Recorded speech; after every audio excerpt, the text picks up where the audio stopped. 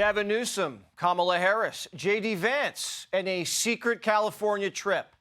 Here's more from my exclusive interview with the vice president. Gavin Newsom, obviously running for president. Have you seen this guy cross his legs? Have you ever seen anyone cross their legs like that? My legs don't cross like that, Jesse. I'll leave. You can interpret that however you want to. Gavin and Kamala are on a collision course. Yes. Who's going to win?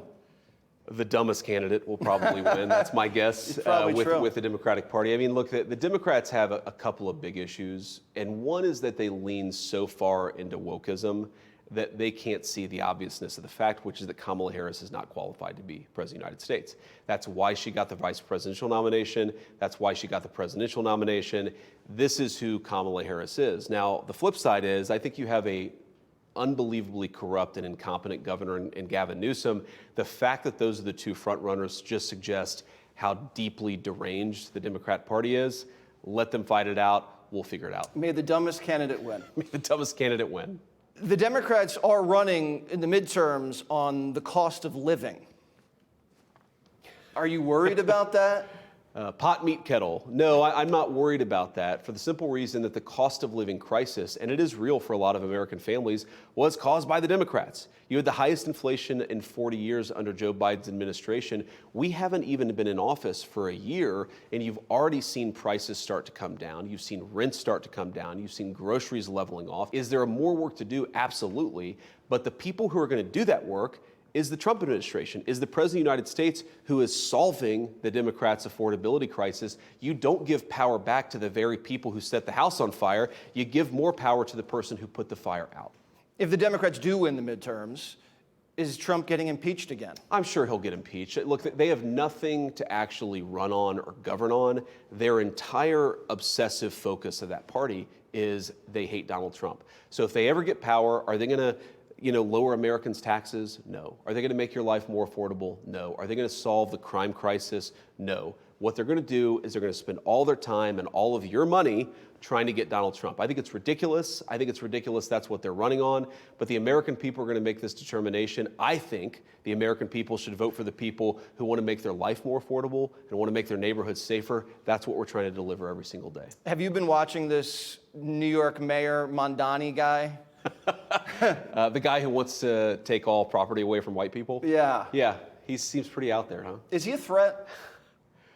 I mean, you live in New York. He's a threat to you, I'd say. He sure is. But politically... Is he politically a threat? I mean, got look, some traction. You know, I actually really admired some of his messaging because he focused not on the woke crazy stuff. He wasn't running on white people shouldn't own property. He was running on bread and butter issues, which is what I want politicians to focus on.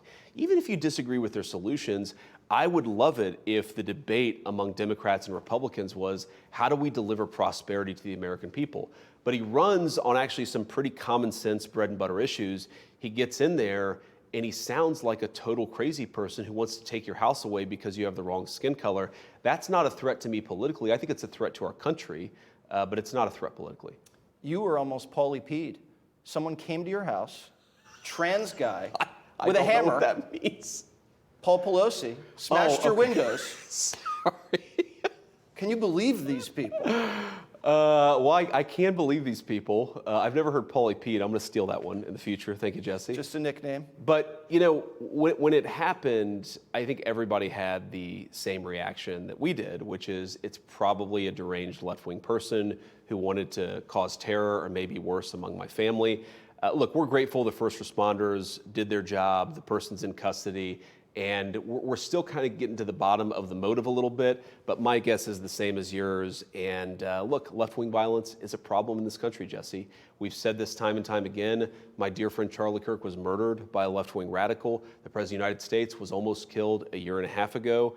And then again, a few months after that, we have a real crisis where there are far too many left-wing people who don't want to debate, who don't want to disagree, who don't want to try to persuade their fellow citizens. They want to try to kill their fellow citizens, and that's a real problem. You feel safe? I do feel safe. And look, Jesse, I signed up for this. My attitude on this stuff is whatever God wills is whatever God wills.